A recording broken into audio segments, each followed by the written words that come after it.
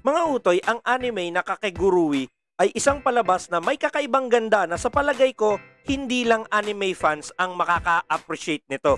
Sa video na to, tatalakayin natin kung tungkol nga ba saan to at bakit mo to dapat panoorin bilang anime fan. Pero bago muna ang lahat, ako ang Luma, ay inaanyayahan ko po kayo na mag-subscribe sa ating YouTube channel, hit the bell icon para ma-notify sa paglabas ng mga bago nating videos.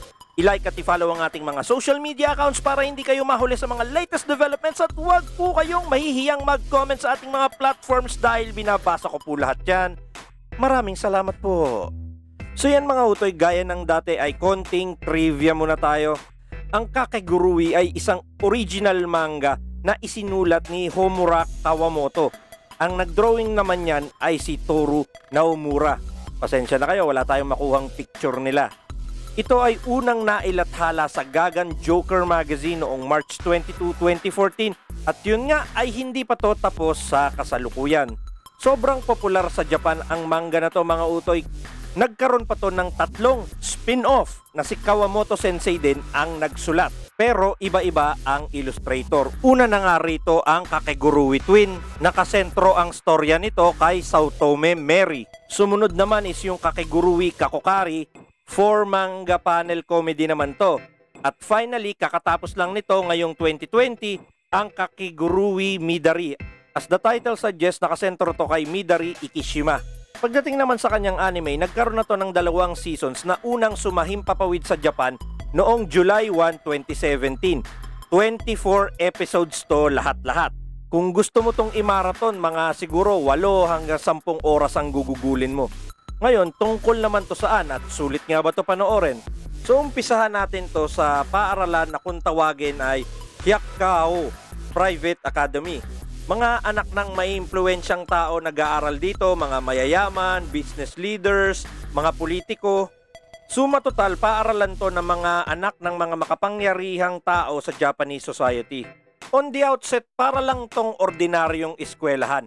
Pero oras na magtapos na ang klase, nagiging isa na itong malaking kasino kung saan limpak-limpak na halaga ng salapi ang nakataya. Dito ay pinag-aaralan nila ang mga malakihang transaksyon, pati na rin kung papaano nila papaikutin sa kanilang mga palad ang mga tao.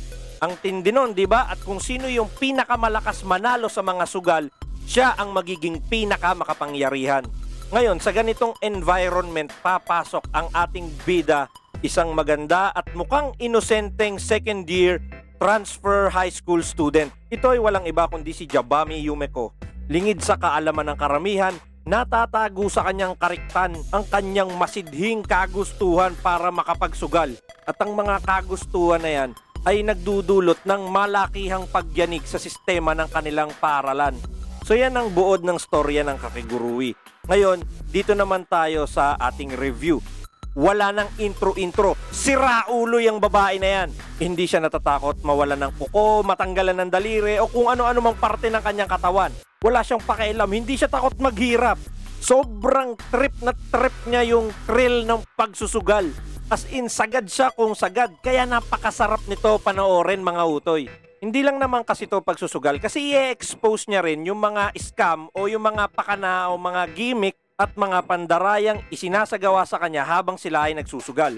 Ang maganda rito, gagamitin ni Yumeko yung mga pandarayang ginagawa sa kanya laban sa kanila. Matindi yung ginagawa niyang psychological warfare. Hindi mo nga alam kung maaawa ka o matatawa ka sa mga nangyayari.